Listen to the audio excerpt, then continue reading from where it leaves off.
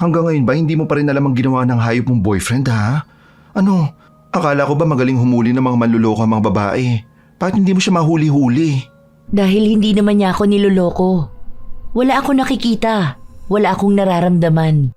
Alam mo, hindi ko alam kung maiinis ako maaawa sa inaasta mo eh. Hindi ka naman tanga. O baka naman nagtatanga-tangahan ka lang talaga nung una no. Hindi mo ba alam na pinagsabay tayo ni Marcos? Oo, tama ka dyan. Ang lalaking kinukwento ko si Marcos. Yung almost 4 years relationship namin. Natapos lang dahil mas pinili niya ang 4 months relationship niyo. Malamang, anong asahan kong salita? Pipiliin niya talaga ang babae kaysa sa bakla, di ba? Kasi ayan, ikaw ay nabuntis niya. Samantalang ako, kahit 4 na taon kami nagtututuwad sa iba't ibang parte ng bahay, di kami makakabuo. Sabi nga niya sa akin, ang lalaki para sa babae at ang bakla para lang sa mga lalaki may mga pangangailangan sa pera. So ayan, deserve niyang makarma. Buhay pa siya, nabubulok na siya. Loko, pagod na ang baby girl mo. Sakit ng kamay ko. Sobrang dami kong customer kanina. Tapos lahat ako pa hinahanap. Ay nako, dagsa ang loyal customers. Ayaw mo yun, daming tip. Tapos ang laki pa ng commission mo niyan for sure. Halika, hilutin ko ang kamay ng baby girl ko. Nasa naman ang kiss ko? Dapat meron yun after ng long tiring day, di ba? Tampo na ako. Nakasimangot ang baby girl mo. Mamaya na sa bahay na lang. Daming tao rito oh. Mamaya tuksoin ka na naman ng mga yan. Alam mo naman yung mga kaibigan mo, di ba?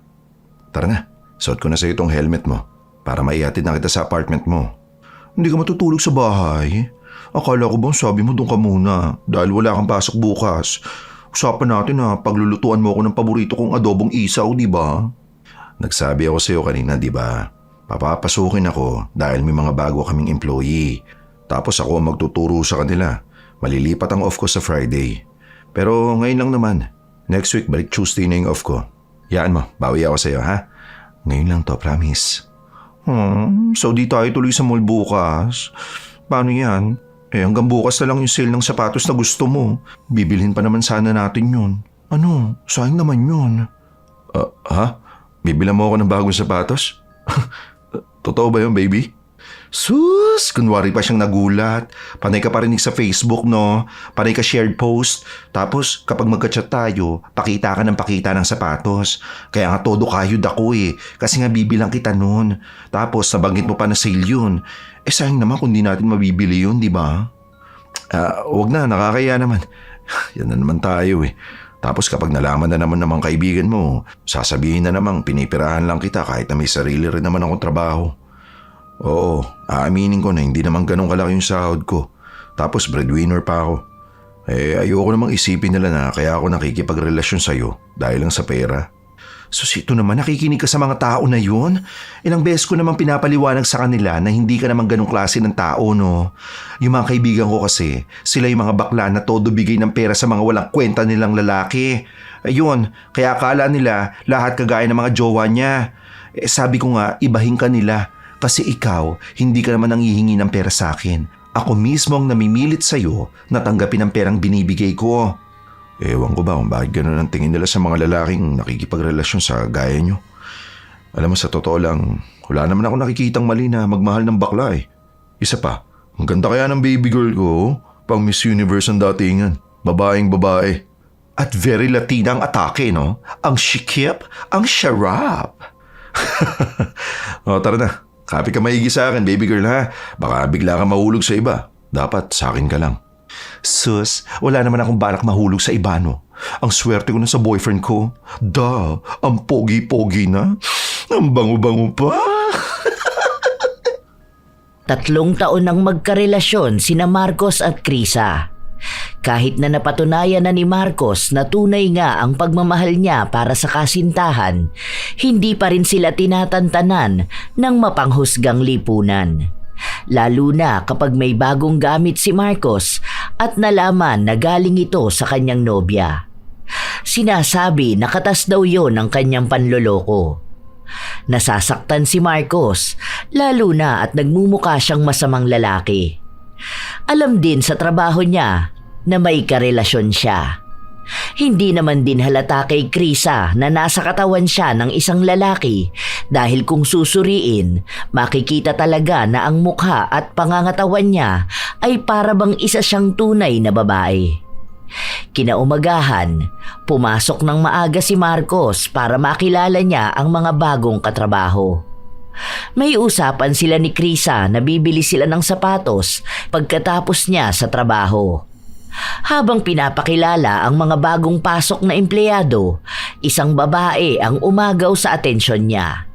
Maamo, maliit ang muka, chinita, maiksi ang buhok at may salamin. Ganong babae ang tipo ni Marcos. Mukhang mahinhin at malambing. Naghihintay lang ng pagkakataon ng binata para makausap ito. Oh, di ka pa ba kakain? Hayaan mo na muna yan. Huwag ka masyadong masipag dyan. Di ka naman pamamanahan ng kumpanya eh. Hindi po ako kumakain ng ganitong oras. Diet ka ba? Naku, hindi yan uso rito. Kailangan mong kumain dahil baka magutom ka mamaya. Wala ka bang baon? Tara, samahan kita sa labas. May malapit na Jollibee dyan. Huwag na po. Okay lang po. Ang sabi naman nila ma'am, kung sakali pwede naman daw magpa-food panda eh. Kapag nagutom na lang po ako, o-order na lang po ako. Salamat sa alok. Huwag ka naman masyadong formal kapag kausap ako. Hindi ako ang boss mo. Huwag ka na mag-po sa akin, ha? Nga pala, ako si Marcos. Ano nga ulit yung pangalan mo? Roxanne. First job mo ba to? Masyado kong mahihain, no? Kaya mo, masasanay ka rin dito. Ganyan talaga kapag bago ka lang.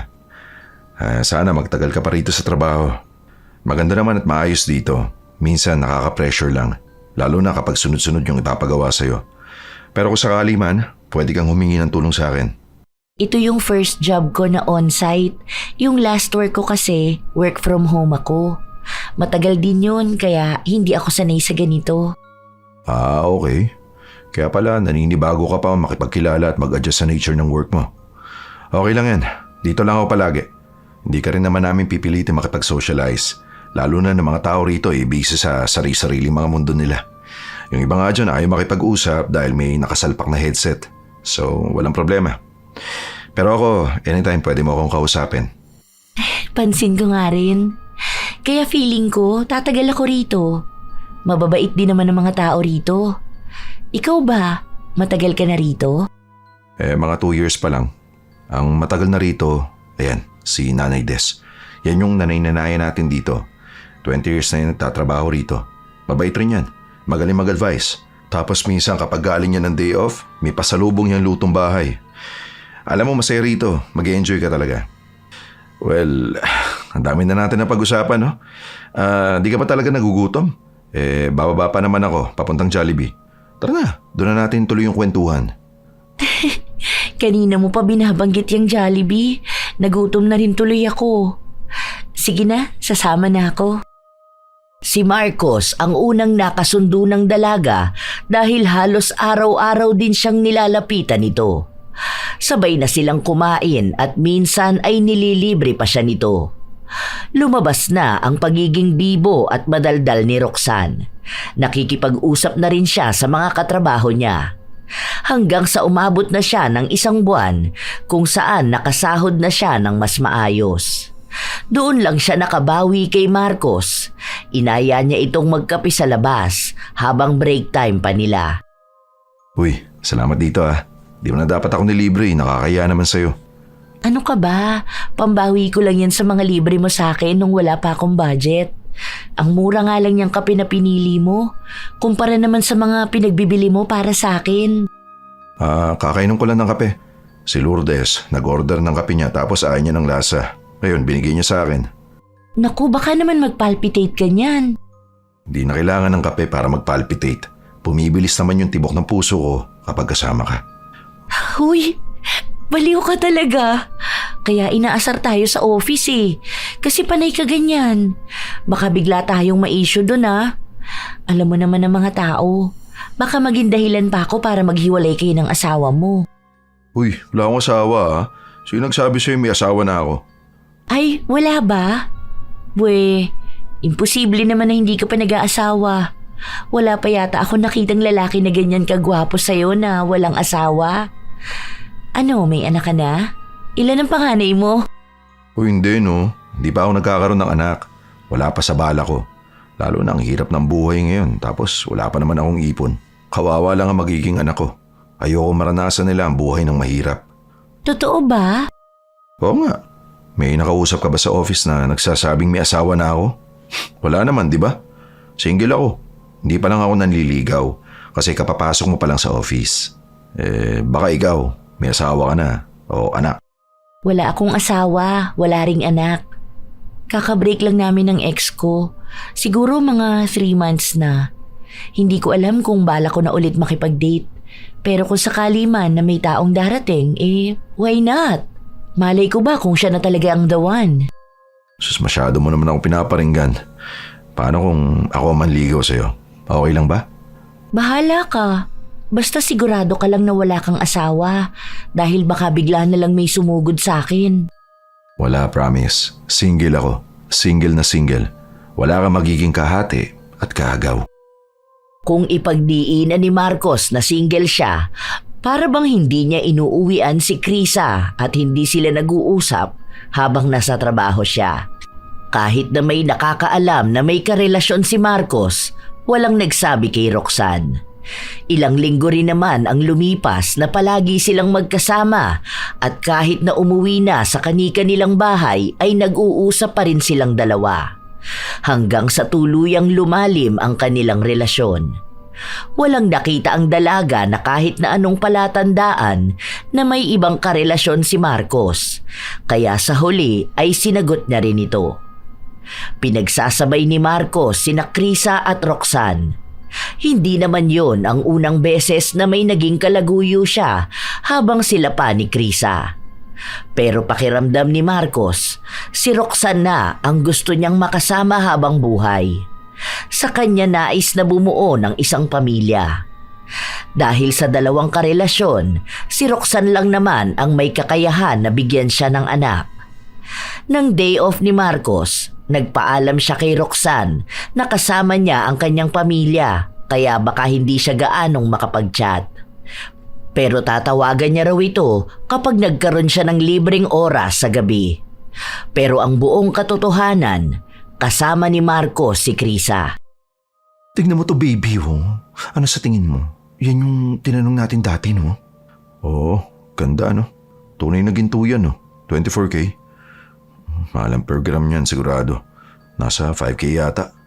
Yung kasing kwento sa akin ni Nanay Des galing silang umpi nung nakaraan. Ano? Bili na natin? Hanap tayo ng couple ring? Baby, wala pa akong pera Kaya mo, kapag nakakuha na ako ng 13-month pay ko, bibilang kita niyan. Pero yung mura lang. Magkano yan Nasa 40K na. Ilang buwan kong sasahurin yan Hindi ko naman sinabi sa'yo na ikaw ang bibili. Ako na to. Ano ka ba mansari natin tapos ikaw lang bibili ng regalo? Kakaya naman sa'yo. Lagi na lang ikaw Ano naman? Ang mahalaga sa akin, mahal mo ko. Yun ang hindi matutumbasan ng kahit na anong halaga. Kahit na ilang taon na tayo nagsasama, ramdam na ramdam ko pa rin kung gaano mo ko kamahal. Wala namang problema sa akin yung gastos na ganito, no?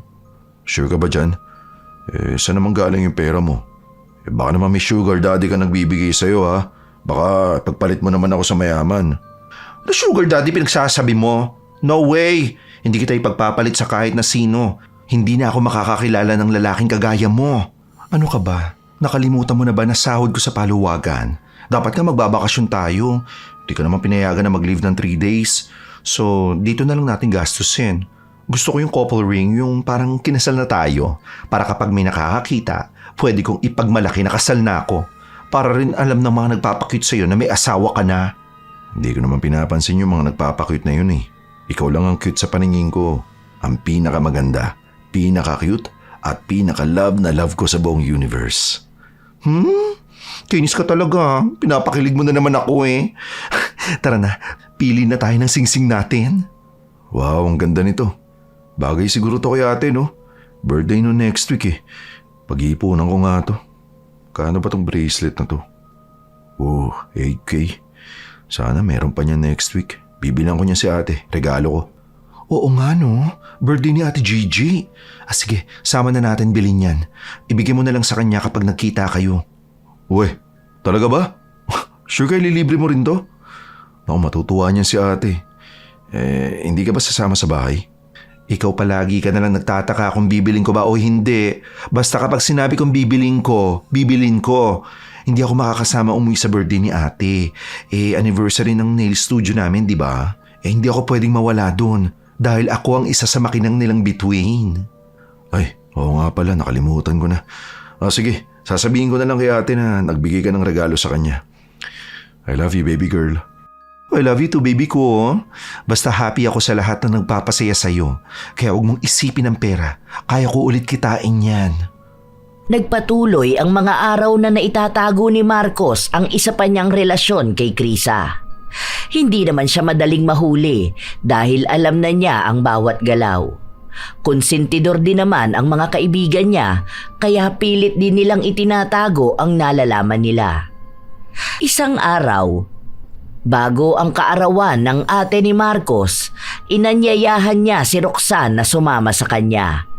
At pumayag naman ang dalaga dahil wala rin siyang pasok ng araw na yon. Mahal, ano sa tingin mo?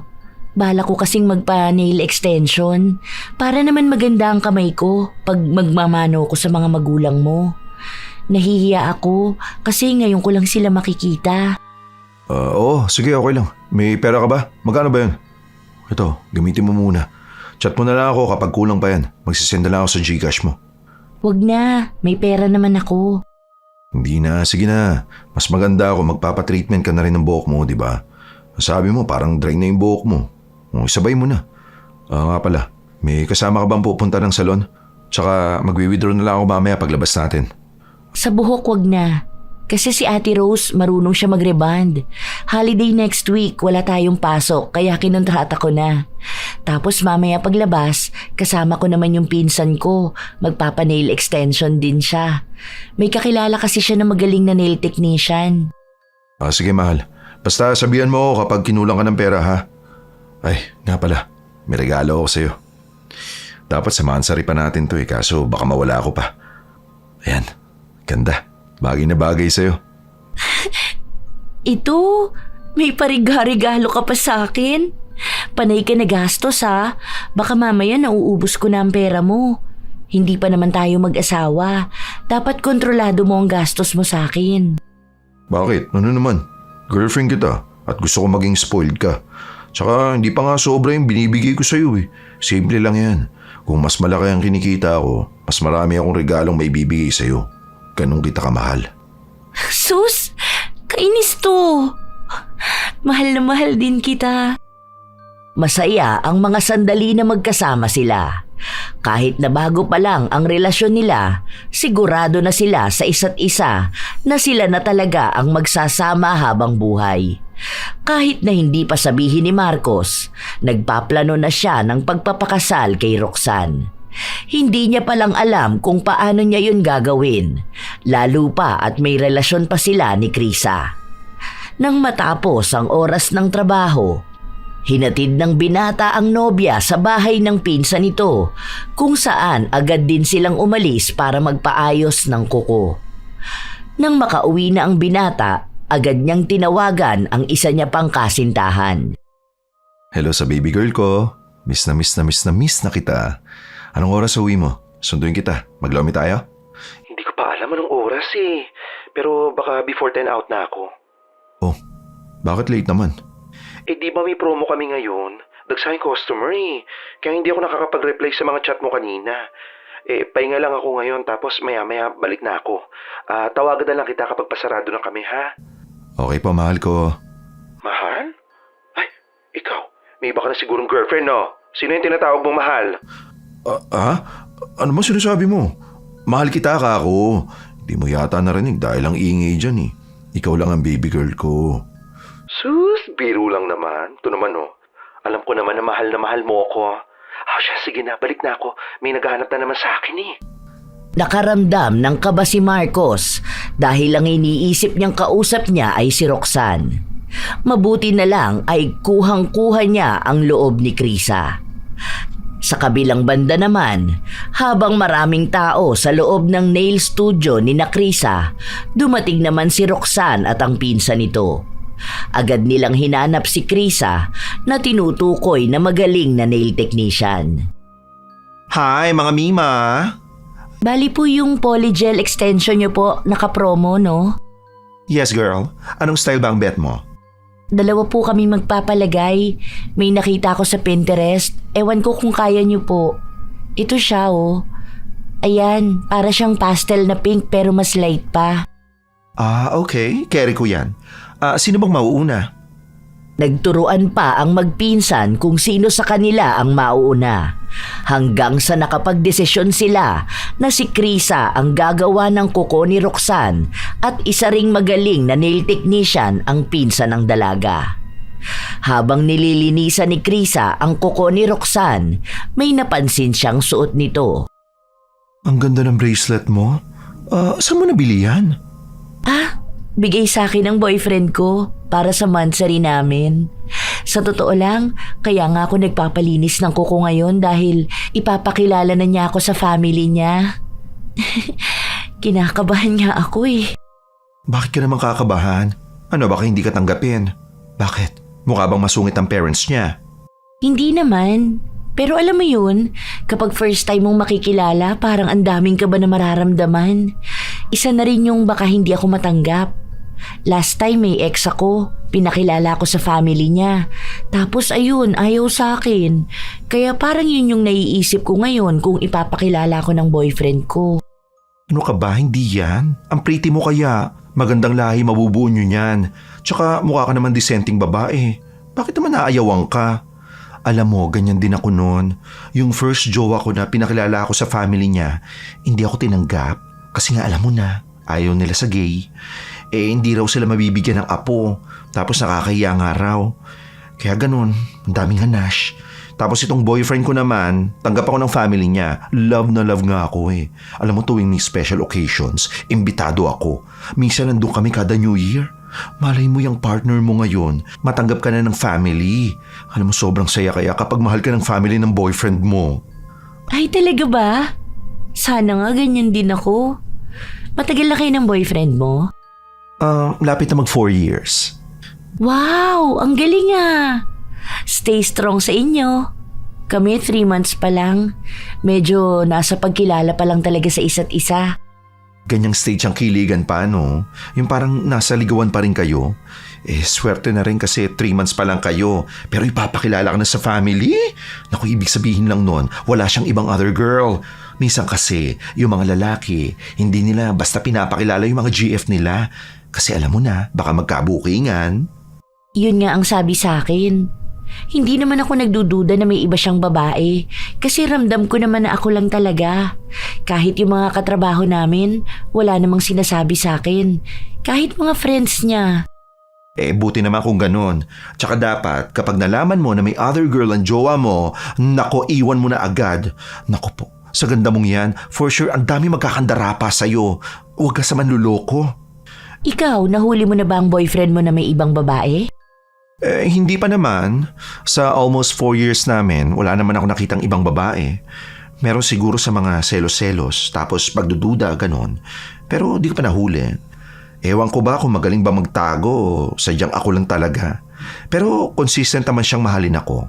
Kahit almost 4 years na kami, para pa rin nasa ligawan stage kami. Dami pa rin kilig moments. Sana ganyan din kami. Huwag sana yung kung kailan nagtagal saka biglang magbabago. May mga ganyan pa palang lalaki. Uy, swerte mo ha. Sana mas magtagal pa kayo lalo. Nagkapalagayan ng loob ang dalawa habang patuloy nilang pinag-uusapan ang mga karelasyon nila nang hindi nila alam na iisa lang pala ang lalaking tinutukoy nila. Natapos ang pagpapaayos ng kuko ni Roxanne, ipinadala niya kaagad sa nobyo ang litrato niya. Pero hindi ito nagparamdam sa kanya. Ang huling mensahe niya lang na nakuha ay ang sinabi nito na matutulog na siya dahil maaga pa silang aalis kinabukasan. Nang sumapit naman na ang 10:00, tumawag naman si Krisa sa nobyo para sabihin na pwede na siyang sunduin. Agad namang nagpunta ang binata. Hala, kawawa na naman ang kamay ng baby girl ko. Halika nga rito. Hihilutin ko yan at ikikiss. Ano, dami talagang customer ngayong araw? Dapat nagpapahinga rin ng kamay mo. Opo, sobra. Pero dami ring tip. Dagsa sila. Kasi nga sahod ngayon tapos ang ganda pa ng promo namin. Busy ako nito hanggang sa susunod na araw ha. Ay, lalo na pala bukas kasi nga anniversary.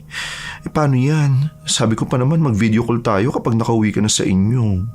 Okay lang yun. Maiintindihan rin naman nila yun sa bahay, no? Alam naman nila na palagi kang busy. Ako nang bahala ron. Basta chat mo ko kung anong nangyayari, ha? Basta kumain ka sa tamang oras, ha? Ano, next month uwi tayo. 2 days ako magli-leave. Para naman makita ko ulit yung mga makukulit na bata sa inyo. Bili na rin tayo ng mga pasalubong sa kanila. Sige, okay lang.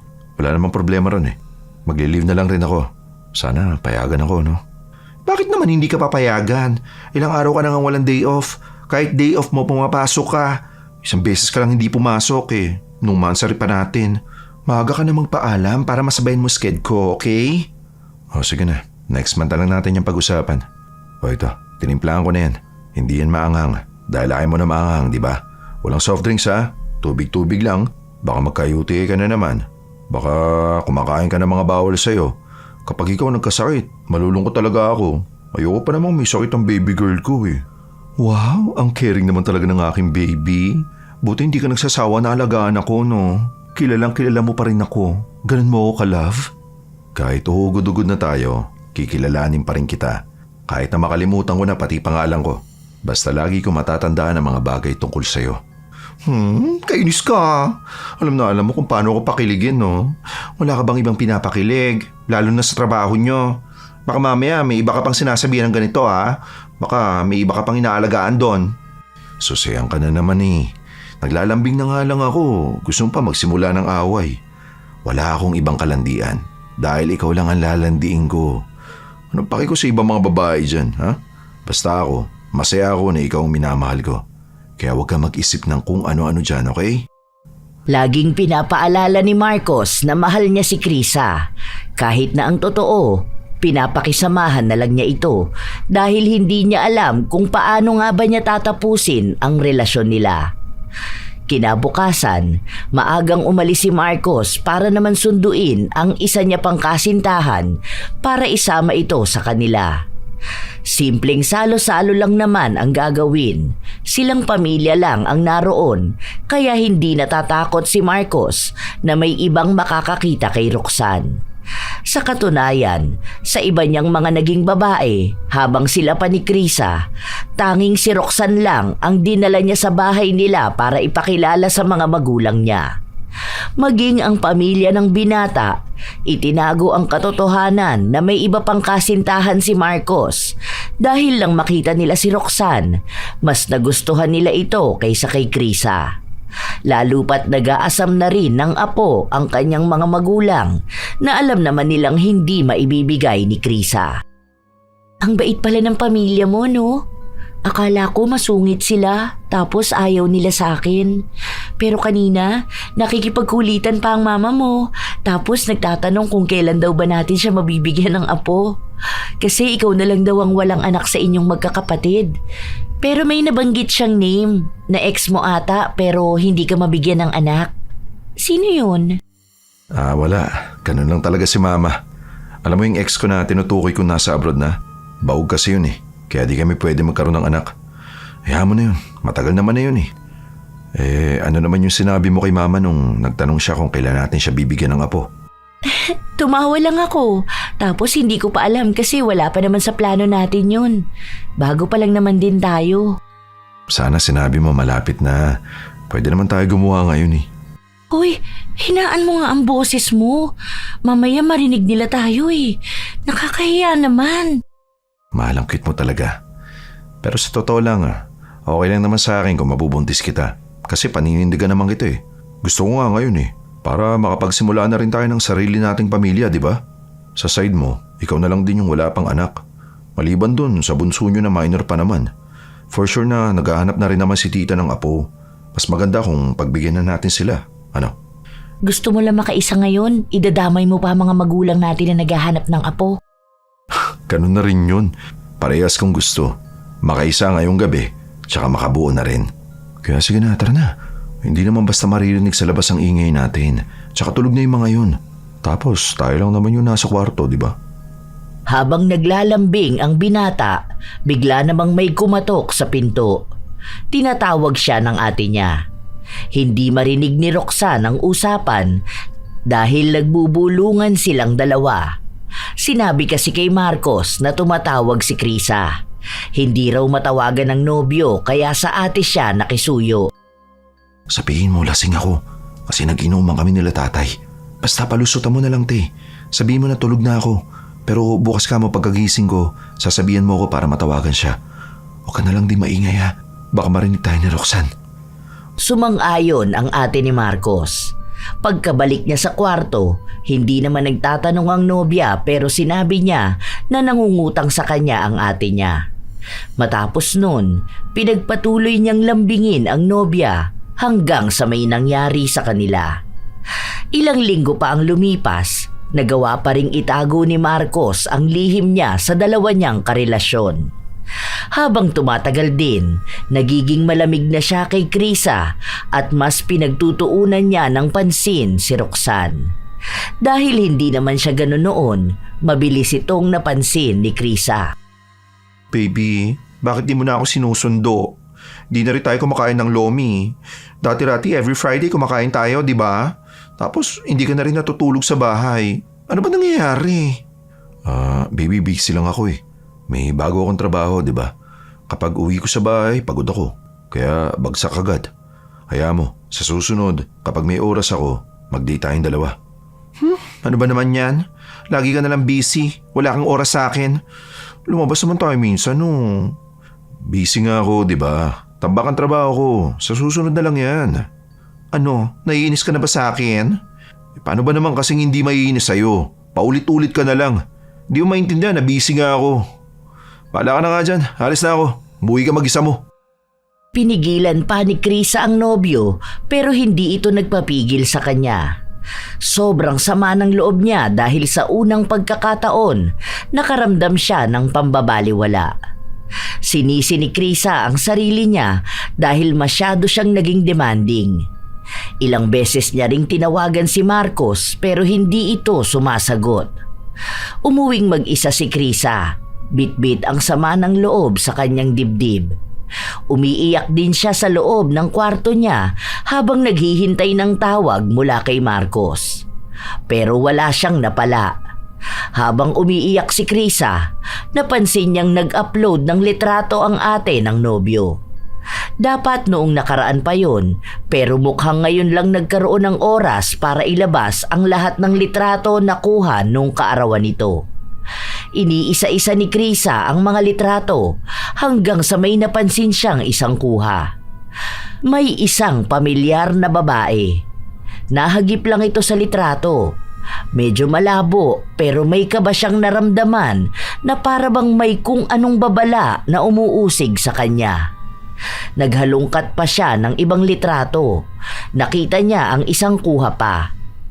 Hindi niya matandaan kung saan ba niya nakita ang babae pero alam niya na nagtagpo na ang kanilang landas. Hindi kasi siya mabilis makatanda ng mukha lalo pat halo-halong tao rin ang nakakasalamuha niya araw-araw. Hindi niya maipaliwanag ang pagdududa. Nagtanong siya sa ate ni Marcos kung sino ang babae na yon dahil ang sabi nila ay silang pamilya lang ang magkakasama. At ang sagot lang ng ate ng nobyo ay kaibigan ng asawa niya. Pero hindi siya kumbinsido. Hanggang sa ilang linggo pa ulit ang lumipas, nagkakalabuan na talaga silang dalawa ni Marcos. Madalas silang nag-aaway at hindi nag-uusap. Para maayos ang relasyon nila, nagpunta si Krisa sa pinapasukang trabaho ng nobyo, kung saan ang una niyang nakita sa labas ay si Roxanne. Hi, hello. Diba ikaw yung nandun sa nail studio? Yung pinagpapaayusan ko ng kuko? Oo, hindi kita masyadong maalala eh, sorry. Sa dami niyo ba naman eh? Ako yung may boyfriend na ipapakilala sa pamilya. Tanda mo na? Yes. Ano, kumusta naman? Ayun, ang babait nila. Sobrang welcome ako sa bahay nila. Ang saya nga eh. Parang part talaga ako ng family niya. Ay, akala mo close tayong dalawa para magchika ako sa'yo, no? Natutuwa lang kasi ako. Nako, go lang sa mga good news na ganyan, te. Congrats sa'yo. I told ya, mabilis ka matatanggap ng family ng jowa mo. Oo nga pala. Anong ginagawa mo rito? May hinihintay ka ba? Yung boyfriend ko hinihintay ko lumabas eh. Mag-uusap lang kami. Ay talaga? Dito nag-work ang boyfriend mo? Saang department siya? Baka kilala ko. Bago sumagot si Krisa, tumunog ang cellphone niya at nakitang tumatawag ang nobyo. Sinabi nito na pababa na siya. Nagpaalam na rin si Roxanne para umakyat na dahil kailangan niyang bumalik sa trabaho. Ilang sandali lang din, lumabas na si Marcos. Lumilingon pa siya sa paligid bago niya hinila palayo si Krisa. Baby, ano bang problema natin, ha? Bakit di mo ko pinapansin? Galit ka pa rin ba? Sorry na kung may nagawa man ako mali sa'yo. Ano ba kasi ginagawa mo rito? Hindi ba sinabi ko na sa'yo huwag mo kong pupuntahan sa trabaho ko? Bakit naman hindi? Dati naman okay lang, di ba? Basta. Tsaka ayoko na rin. Tapusin na natin ang relasyon natin. Pagod na ako. Ano? Bakit? Ano bang nagawa ko?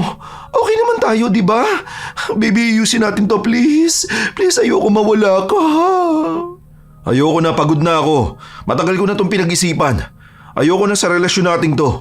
Mas maganda kung mag-focus na lang tayo sa kanya-kanyang buhay natin. Sa karir natin. Maayos naman yung karir natin, di ba? Kailan ba naka-apekto ang trabaho natin sa relasyon natin? Malapit na tayo mag-4 na taon. Ngayon pa ba tayo susuko? Ang dami na nating nalampasan na problema na magkasama.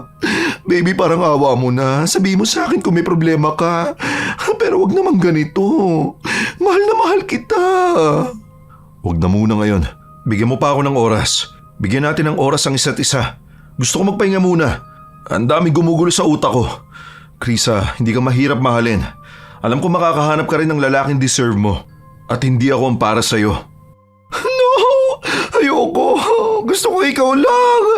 Mahal na mahal kita, parang awa mo na. Huwag mo akong iiwan. Gagawin ko ang lahat ng gusto mo. Ibibigay ko lahat ng hiling mo. Please, please, huwag tayo mag-iwalay. Ikaw ang gusto ko.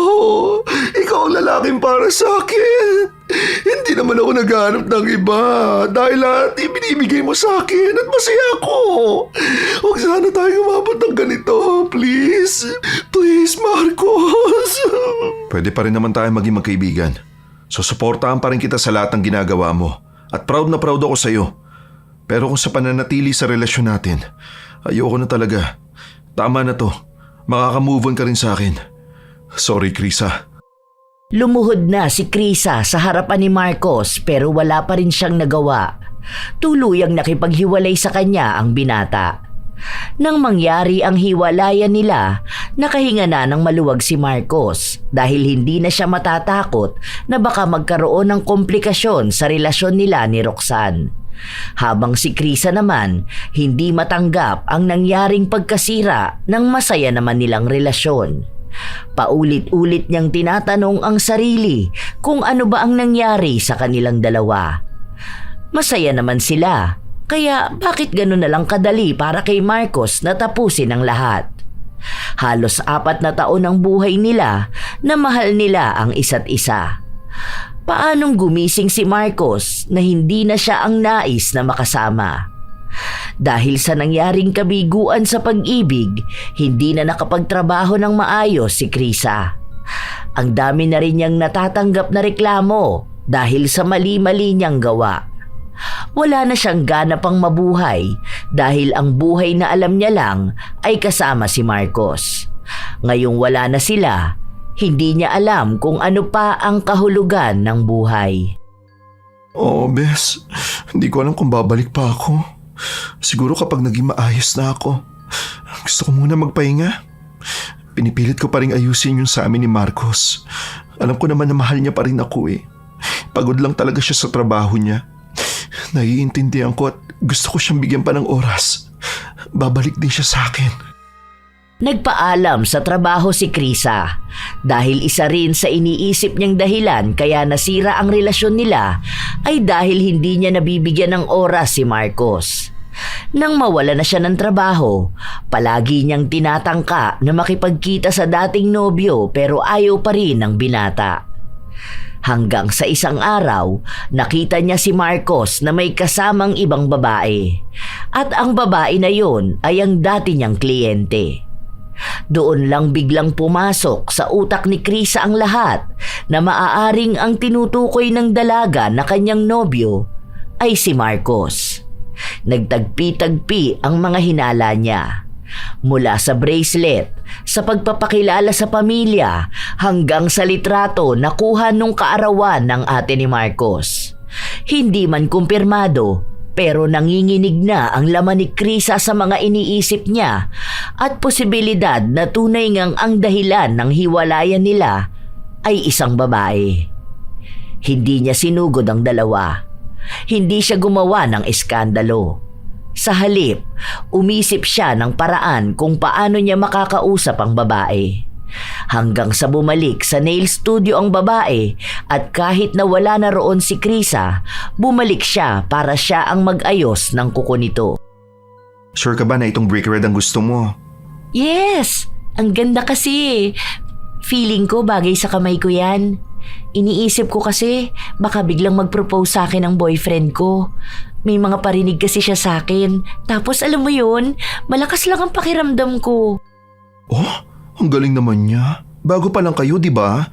Wala pa kayong isang taon, magpapakasal na kayo? Sure na ba kayo sa isa't isa? Ang sabi kasi nila, wala naman daw talaga yun sa taon. Alam din ng lalaki kung gusto na ba talaga nilang maging asawa ang girlfriend nila. Kaya minsan yung iba, kapag galing sa long-term relationship, yung next nila, yun na yung pinapakasalan nila. Ah, naniniwala ka pala sa ganun. Paano kung niloko ka rin niya? Kung paano niya niloko ang ex niya? Ewan ko. Siguro hindi naman ganun ang boyfriend ko. Never naman siya nag-cheat sa mga ex niya eh. Yung mga ex pa nga niya ang nanloko sa kanya. Iniwan siya noon dahil walang-wala siya. Saka wala na akong pake sa past niya. Basta alam ko yung ngayon sa amin. Buntis na rin kasi ako. Mas lalong nang galaiti sa galit si Krisa nang marinig niya ang sinabi ng dalaga. Pinilit niya pa ring ituloy ang trabaho niya kahit na gusto na niyang magwala. Alam niya na wala na talaga silang pag-asa ni Marcos, lalo na kung may bata nang nabuo sa pagitan ni na Roxanne at ng dating kasintahan. Hindi niya sigurado kung kokomprontahin niya ba ang dalaga pero ayaw niyang mawalan sila ng komunikasyon dahil sa kanya lang siya nakikibalita sa nangyayari kay Marcos.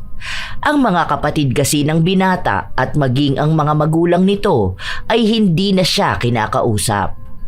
Mas pinairal ni Krisa ang utak niya kaya sa halip na awayin ang dalaga, nakipagkaibigan siya rito. Pero wala ka ng ibang ex na kilala? Almost 4 years pa lang siyang single. Wala raw siyang naging ibang babae o nakadate man lang? Wala naman daw. Kasi nag-focus siya sa sarili niya at sa career niya. Para kapag talagang nagplano na siyang mag-asawa, yun na yung gagawin niya. Sa bagay, maganda nga naman yung ganun. Para kapag talagang sigurado na siyang pakakasalan ka, yun ang gagawin niya, no? Hindi ba kayo makikita ngayon? On the way na siya kanina pa. Baka nandyan na yun. Hindi niya alam na may kasama akong iba. Ang alam niya kasi yung pinsan ko lang ang kasama ko ngayon. Papakilala kita sa kanya. Sa totoo lang, kahit na galit si Krisa sa dating kasintahan, nakakaramdam siya ng awa kay Roxanne dahil wala itong kaalam-alam na niloloko rin siya ni Marcos. Masasabi niyang mabait si Roxanne pero hindi niya pa rin matatanggap na magiging masaya silang dalawa sa pamilya at buhay na bubuuin nilang magkasama habang siya ay pinagdurusahan ang pagmamahal para kay Marcos. Nang dumating si Marcos, nanlamig siya nang makita na si Krisa ang kasama ng nobyo. Hindi siya makatingin dito ng diretso. Oh, bakit hindi naman makatingin sa akin ng boyfriend mo? Pangit ba ako sa paningin niya? Maganda naman tong suot kong damit. Ay, favorite nga ng boyfriend ko tong suot ko ngayon eh. Tsaka, bakit parang namumutla naman siya? May multo ba rito? Ayos ka lang ba, mahal? May sakit ka ba?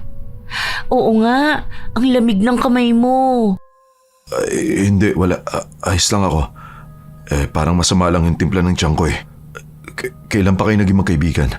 Nito lang, naalala mo na siya yung kinukwento ko sa'yo na nakilala kong nail technician? Mabait yan si Krisa. Hoy, grabe ka naman sa mabait. Alam naman yata yun ng boyfriend mo. Di ba, no? Ay, wait lang, magsi-CR lang ako. Kanina pa ako naiihi eh. Wait lang, mahala. Usap muna kayo, Krisa. Agad na umalis si Roxanne at hinayaan muna ang dalawa. Doon na nagbago ang itsura ni Krisa. Mas ipinakita niya ang tunay niyang nararamdaman.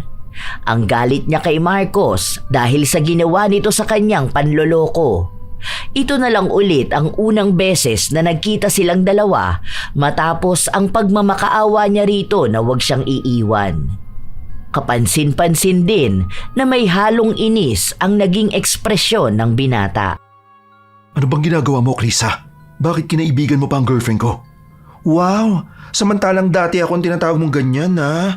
Ngayon, siya na.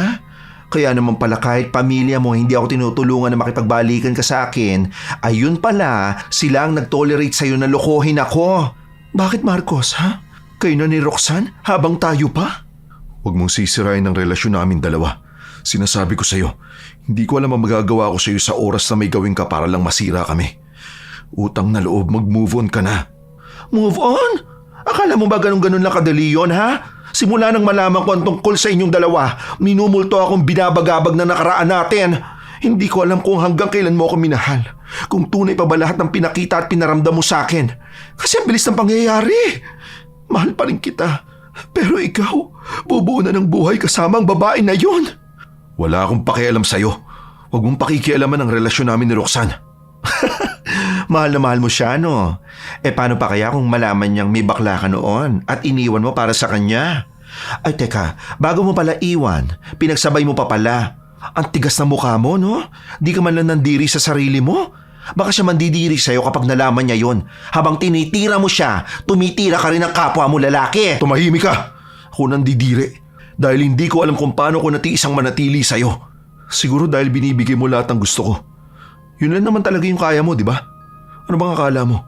Sa'yo ko sasayangin ang buhay ko? Ang mga bakla na gaya mo, walang kaya magtiis na mahalin kayo kung wala kayong pera, okay? Pagod na akong magpanggap na gusto kita. Wala lang akong choice nun dahil nga ikaw lang yung bumubuhay sa akin. Pero ngayon na kaya ko na, hindi na kita kailangan. Sa uli, mas gusto ko pa rin ng babae. Gusto kong magkaroon ng pamilya. Hindi mo naman kaya magbuntis para sa akin, di ba? Hindi mo kaya dahil hindi ka naman babae. Wala akong pakialam kung masaktan ka sa mga sinasabi ko. Tanggapin mo ang katotohanan na hindi ka seseryosohin ng kahit na sino. Ang lalaki para lang sa babae. Ang bakla para lang perahan. Ang kapal talaga ng mukha mong hayop ka. Pinagsisisihan ko rin na minahal kita. Sinisigurado ko sa iyo na hindi ka magiging masaya sa buhay mo. Kahit na anong gawin mo, hindi ka matatahimik sa pamilyang bubuuin mo. Sinira mo ang buhay ko. At sisiguraduhin ko sisirain ko rin ang sayo. Marami pang nais na sabihin si Krisa pero hindi na niya inaksaya ang kanyang oras dahil alam naman niyang wala ring patutunguhan kung magtatalo lang silang dalawa. Hindi na rin naman siya mamahalin pabalik ni Marcos. Dinamdam ng sobra ni Krisa ang mga salitang sinabi sa kanya ng dating kasintahan. Lalo pa at nakikita niyang masaya na itong ibinabalandra ang bago niyang nobya at ang balita na buntis ito at malapit na silang ikasal. Hindi ako papayag na hindi ako makakaganti. Kung hindi ako matatahimik, hindi ka rin pwedeng matahimik. Lahat ng sakit na dulot mo sa akin, ibabalik ko yan sa'yo. Wala akong pakialam kahit isang lako pa sa diablo ang kaluluwa ko. Masigurado ko lang na unti-unti kang pahihirapan ng kamatayan. Hindi na natahimik pa si Krisa dahil habang patuloy siyang nagdurusa, nagiging mas masaya naman ang buhay ni Marcos. Hindi niya makuha ang karma na gusto niyang maibigay sa dating kasintahan. Iniisip niya na bakit si Marcos na ang nagloko, siya pa ang may magandang buhay, habang siya naman mas lalong lumulubog. Hindi yun makatarungan para sa kanya. Kaya sa udyok ng isa niyang kaibigan, humingi sila ng tulong sa isang mambabarang. Hindi na tumanggi pa si Krisa dahil wala na siyang ibang maisip pang paraan. Sagad na rin naman ang galit niya. Makalipas ang ilang araw, matapos niyang lumapit sa isang mambabarang, nakakuha siya ng balita kay Roxanne na may sakit si Marcos. Mukhang unti-unti nang nagiging epektibo ang ginagawa kong pambabarang sa kanya. Well, deserve ng mga manloloko na maranasan yan. Ang tagal ng karmang tumama sa kanya. Kaya ako na ang magpaparanas nun. Gusto ko yung unti-unti lang para mas dama, mas matagal. Nakipagkita si Krisa kay Roxanne. Ilang buwan na rin silang hindi nagkikita, kaya kapansin-pansin na ang paglaki ng tiyan nito. Nabalitaan din ni Krisa na ikakasal ang dalawa kapag nakapanganak na siya. Pero mukhang hindi yun matutuloy dahil sa nangyayari kay Marcos. Hindi ko alam. Ang naaalala ko lang, may pinuntahan kaming handaan, tapos parang nasugatan yung binti niya. Hindi naman yun malala, kasi parang scratch lang yun nung una. Hanggang sa palagi na niyang iniinda. Namamaga na rin ngayon. Nagpa-inject na kami ng anti-tetanus pero wala talagang nangyayari eh. Baka naman may sakit siya. Nagpunta na ba kayo sa doktor? Galing na kami, pero wala talaga. May mga binigay na gamot sa kanya tapos sa halip na gumaling mas lumala. Kung makikita mo lang, naku, parang buong binti na niya nilalamon ng sugat niya. Sobrang baho pa. Ay naku, na-stress na ako dahil manganganak pa naman ako next month. Wala na akong trabaho dahil umalis na ako. Tapos siya rin nawala na ng trabaho kasi nga may sakit siya. Oh, kawawa naman si Marcos. What if karma niya yun? Karma? Karma saan? Ewan ko. Try mo kaya siyang tanungin ano. Baka siya nakakaalam kung anong ginawa niya kaya siya nakakarma. Sayang, gusto ko pa sana siya makita. Pero wag na lang dahil baka masuka lang ako. Ang arte ko pa naman. May alam ka ba sa ginagawa ni Marcos? Hanggang ngayon hindi mo pa rin ba alam ang ginawa ng hayop mong boyfriend ha? Ano, akala ko ba magaling humuli ng mga manloloko ang mga babae? Bakit hindi mo siya mahuli-huli? Dahil hindi naman niya ako niloloko. Wala akong nakikita. Wala akong nararamdaman.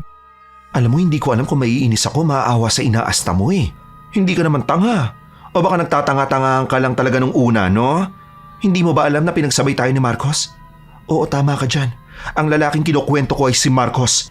Yung almost 4 years relationship namin, natapos lang dahil mas pinili niyang 4 months relationship nyo. Malamang, ano nga asahan ko salita? Pipiliin niya talaga ang babae kaysa sa bakla. Di ba?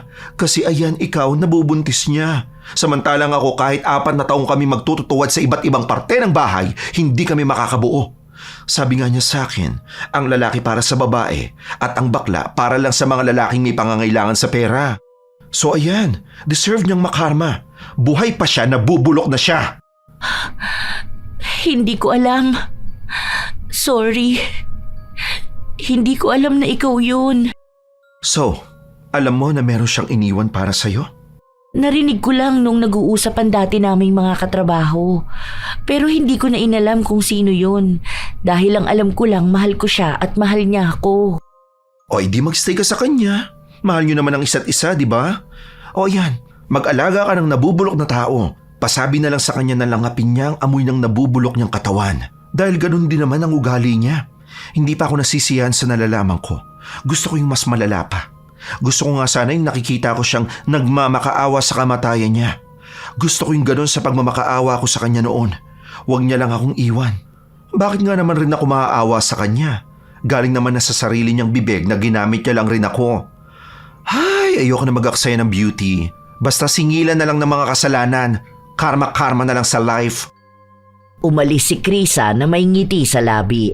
Hindi man niya naririnig ang hinagpis ni Marcos dahil sa sakit niya, ramdam naman niyang nakakabawi na siya. Sa paglipas ng mga araw, sinusubukan naman siyang kontakin ni Marcos. Ilang beses siyang tinatawagan ito pero hindi niya sinasagot. Ganon ang ginagawa niya noon, kahit na anong tawag ni Krisa, wala siyang pakialam. Ibinabalik lang ni Krisa kung ano ba ang naramdaman niya dati.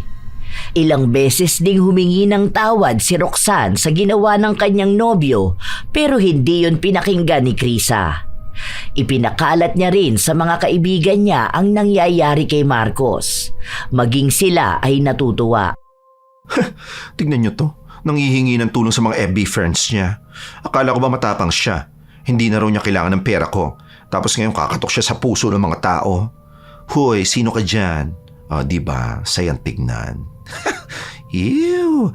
Nakablur nga yung binti niya. Pero kitang-kita yung nangingitim na yun. Baho siguro ng buong bahay nila, no? Isa pa tong ate niya. Panay chat sa akin na tumihingi ng tulong. Utot niyo! Nung niloloko ako ng kapatid niyo, todo siya takip. Ngayon sa akin di kayo lalapit. Magagaling niyo. Lahat kayo mag-suffer, oy. Ganti-gantihan na lang yan. Labis talaga ang tuwa niya kapag nagmamakaawa ang mga kaanak ni Marcos dahil inaakala nila na mahahabag siya sa kalagayan nito. Ang hindi nila alam ay siya naman talaga ang may pakana. Nabalitaan na rin ni Krisa na nanganak na si Roxanne. Dahil may sanggol na, hindi ito pwedeng tumira sa iisang bahay kasama si Marcos. Nakikitira na lang ito sa kung sino-sinong kamag-anak nila na malapit. At sa kanya lang napupuntahan si Marcos kapag kaya niya. Ang ina ng binata ang nag-aalaga sa kanya. Isang araw, bigla na lang naisipan ni Krisa na dalawin ang dating kasintahan para kahit na paano makita niya rin ito ng personal at iparinig kay Marcos ang pagbubunyi niya sa malupit na kalagayang sinapit nito. Yak! Ew! Huh! Kadiri naman ang amoy mo. Kahit naka-face mask na ako, tumatagos pa rin. Kawawa naman yun. Balita ko kapapanganak pa lang noon tapos stress pa sa'yo. Baka mabaliw yun Di ba ang sabi nila pwedeng mabaliw ang bagong panganak? Hala ka, doble-dobleng karma mo naman yun. Please naman, Krisa. Maging sensitive ka naman. Ay, we? Bakit ko naman gagawin yun? Dahil ang dami ng problema ng pamilya namin. Lalo na tong sakit ko. Hirap na kami. Pati ang mga kapatid ko, walang tumutulong sa amin at hindi ko pa alam kung paano ba ako gagaling. Sus! Malita bagay lang yung nangyayari sa'yo. Kaya nga nandito ako para mag-congratulate sa'yo. Nice! Na-earn mo na ang gaba mo. Yee! Karma to the max! Masaya ka pa na nakikita akong ganito. Nasa na yung Krisa na nakilala ko? Ang maawain. Hindi ka ganito, Krisa. Yun ba? Wala na yung Krisa na yon. Kasi nga di ba pinatay mo na siya, hindi na siya mabait ngayon kasi nung mabait siya, sinamantala mo siya. Kaya itong Krisa na kaharap mo, kasing demonyo mo na. Nagbabago talaga ang mga tao kapag nasasaktan ng sobra, no? Tapos, kapag talagang ginagalit, ito na yung bersyon ng demonyitang binuhay mo. Alam ko na nasaktan kita. Kung alam mo lang kung paano ako nagsisi sa mga nagawa ko sa'yo. Kung makakatayo lang ako ngayon, luluhod ako sa harapan mo para lang humingi ng tawad sa'yo. Totoo tong pagsisisi ko. Totoo? May totoo pa ba sa'yo? Hindi na ako naniniwala sa mga sinasabi mo. Dahil isa kang sinungaling na tao. Hindi mo nga ako minahal. Yung mga taon na nagsasama tayo. Mga taon na pinaramdam mo sa akin na totoong mahal mo ako. Lahat yun peke lang, di ba? Kaya tingin mo ba, may pagkakataon pa para paniwalaan ko ang mga pinagsasabi mo? Naiintindihan ko ang galit mo sa akin. Sige, matuwa ka na lang sa kalagayan ko. Pero nung tayo pa, minahal talaga kita. Pero hindi sa paraan na ikaw ang nakikita ko magiging kasama ko habang buhay.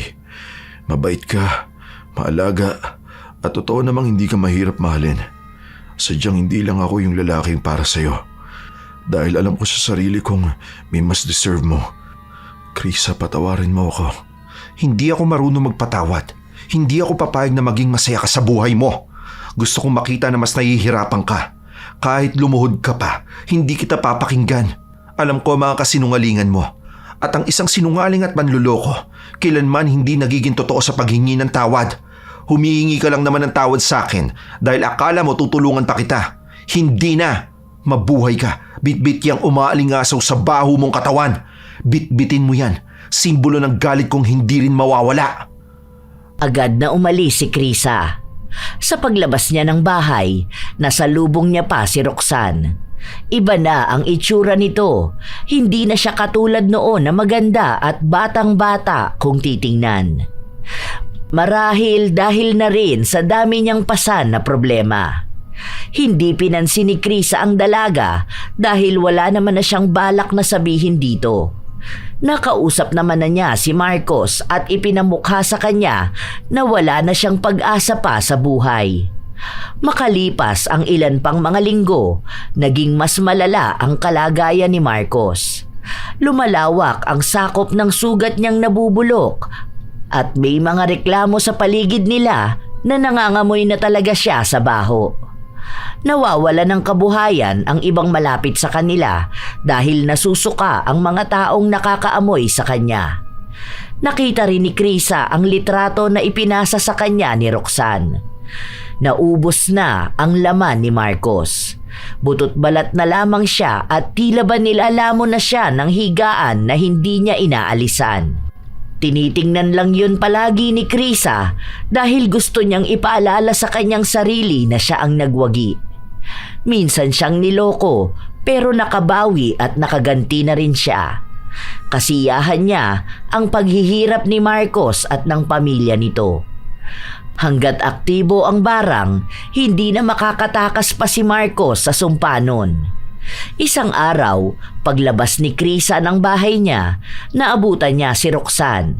Payat na rin ang katawan nito, malalim at namamaga ang mga mata sa kaiiyak.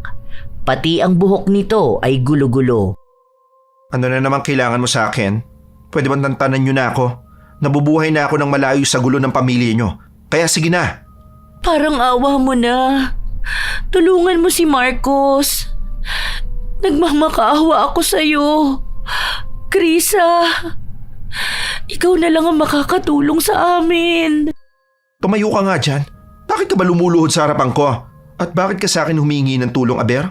Bilyonaryo ba ako para magpaabot ng tulong sa inyo para maipagamot si Marcos?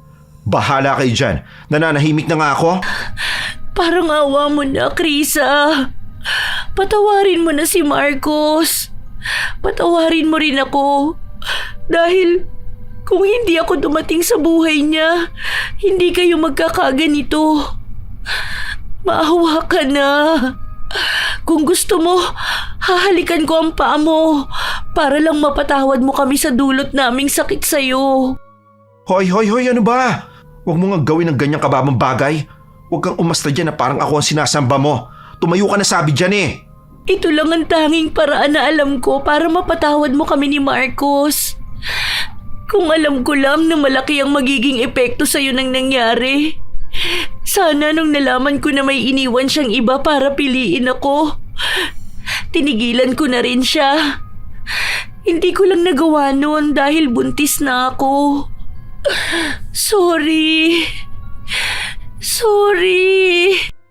Pwede ba? Huwag kang humingi ng tawad sa akin. Tumayo ka na dyan. Ayoko may lumuluhod sa akin para hingin ang kapatawaran ng ibang tao. Huwag mong akuin ang kasalanan ni Marcos. Huwag kang maging tanga. Huwag mong ibaba ang sarili mo. Kung ang pagbaba ng sarili ang tanging paraan para lang mapatawad mo siya, gagawin ko. Para sa ikatatahimik ng puso mo. Para kay Marcos. Lalo para sa anak namin. Parang awa mo na, Krisa. Ginagawa ko to para na rin sa anak ko. Bilang isang ina, nakikiusap ako sa'yo, Krisa. Patawarin mo kami. Patawad. Alam kong galit ka rin sa anak namin dahil bunga siya ng pagtataksil ni Marcos. Pero ayokong bitbitin ng anak ko ang kasalanan ng ama niya. Hindi ko ipinabibitbit sa anak niyo ang kasalanan ng tatay niya. Kaya nga si Marcos lang ang nahihirapan, di ba? Ang paghihirap ni Marcos ay paghihirap din namin. Hindi man kami ang dumaranas nung nararamdaman niyang sakit. Doble naman ang paghihirap ang nasa amin. Kapatawaran mo lang ang hinihingi ko. Para sa paglaya nating lahat. Hindi ko alam kung kaya ko magpatawad. Hindi ko kaya. Agad na bumalik si Krisa sa loob ng kanyang bahay. Nanginginig ang buo niyang katawan. Hindi mawari kung dahil ba ito sa galit o meron pang ibang dahilan. Hindi niya maikakaila sa kanyang sarili na nakakaramdam siya ng awa kay Roxanne dahil kahit naman anong gawin niya, naging biktima lang din ito ni Marcos. Hindi si Roxanne o ang anak nito ang naging dahilan ng pagdurusa niya, pero alam niyang tama nga si Roxanne. Sila rin ang sumasalo ng galit niya. Ayaw ni Krisa magpatawad dahil natatakot siya na kapag nagpatawad siya, tuluyang magiging masaya ang pamilya ni Marcos, habang siya hindi niya alam kung kailan ba siya makakausad. Sa paglipas ng mga araw, hindi na nawala pa sa utak ni Krisa ang mga salitang sinabi sa kanya ni Roxanne. Sa tuwing ipipikit niya ang mga mata niya, naaalala niya kung paano ito lumuhod sa harapan niya at magmakaawa para lang magpatawad siya. Tila ba sa mga nangyayari, hindi lang si Marcos ang tinatabla ng karma, kundi maging si Krisa. Hindi man sa pinansyal o sa pisikal na pagbawi ng karma, kundi sa kanyang kaisipan na walang kapayapaan. Ilang linggo pa ang lumipas, hindi na natahimik si Krisa. Mas lalo lang din naging miserable ang buhay niya. Kahit na anong gawin niya, tila ba nakatali siya sa sumpa na ginawa niya para sa dating kasintahan.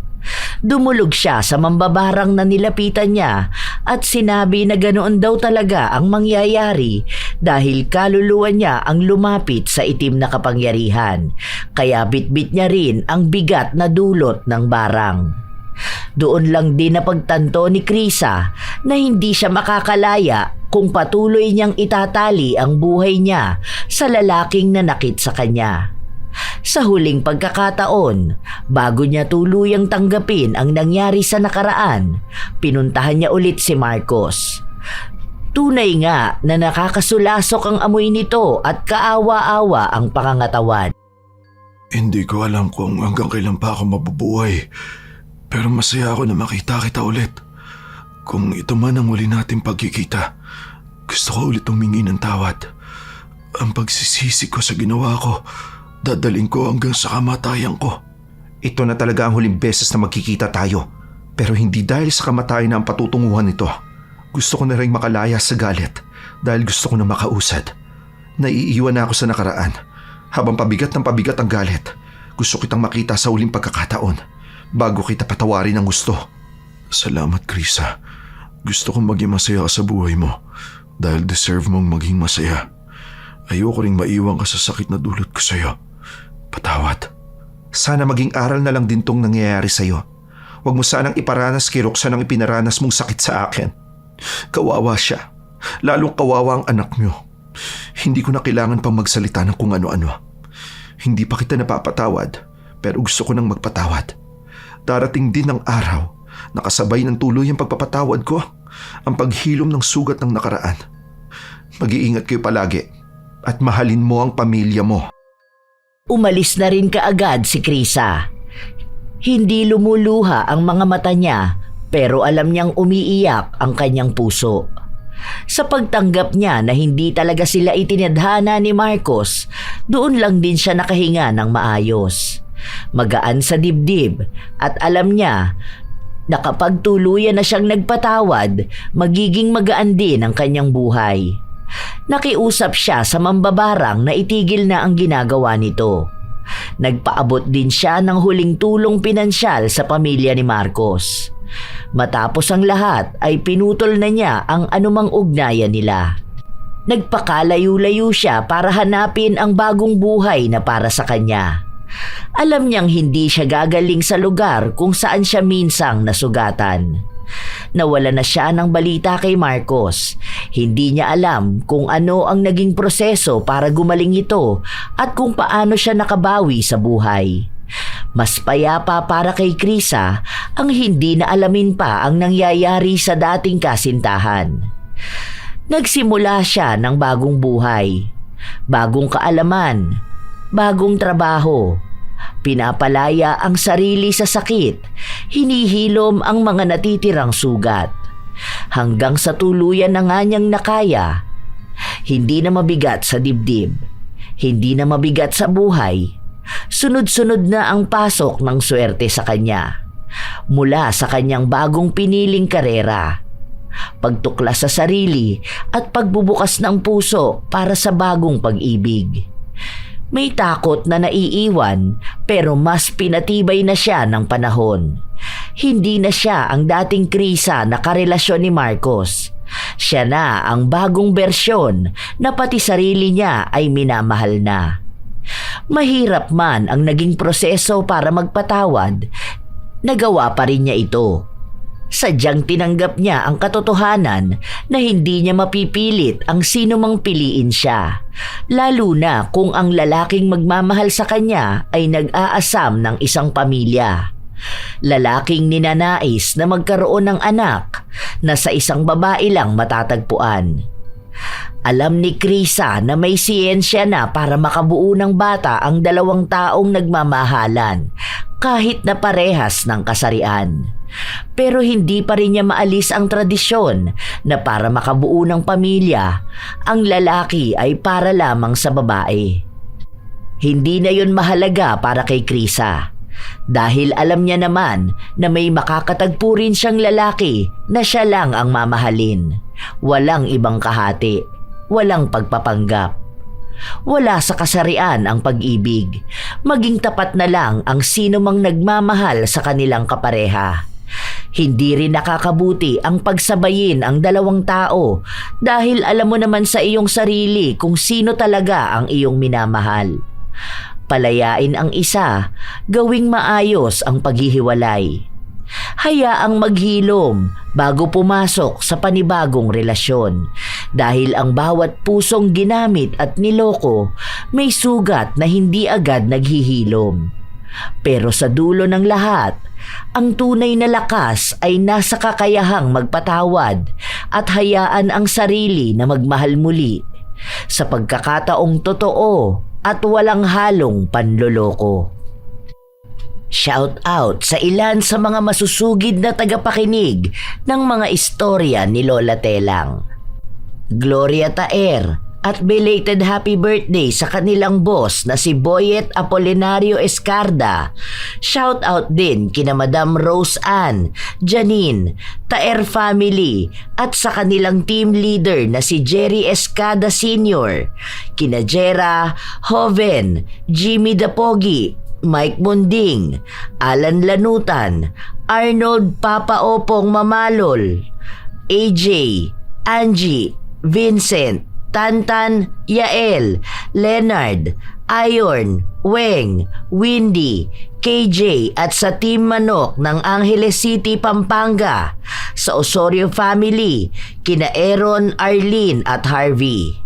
Kumusta kayo, Ver Heaven, Charson Tamidles, Ison Tamidles, Haisi Tamidles at Kaloy Carpon, Mirna Alfaro, Florence Hervasio, Maylene Cordova at sa kanyang asawang si Lloyd Cordova at sa Cordova family, Joanna Espinosa, Cherry May Libiran, Hasmin Reyes, Supladang Pasaway, Monica Takla, Fritzy Riesinger ng Kentucky, USA, Pureza Tagiwalo, Ellen Torres, Alma Naong, Fatima Perez, at sa anak niyang si Jeffrey Deniega, pati sa asawa nitong si Hazel Caholo at anak na si Jefferson Caholo Deniega ng Barangay Siksikan, Palawan.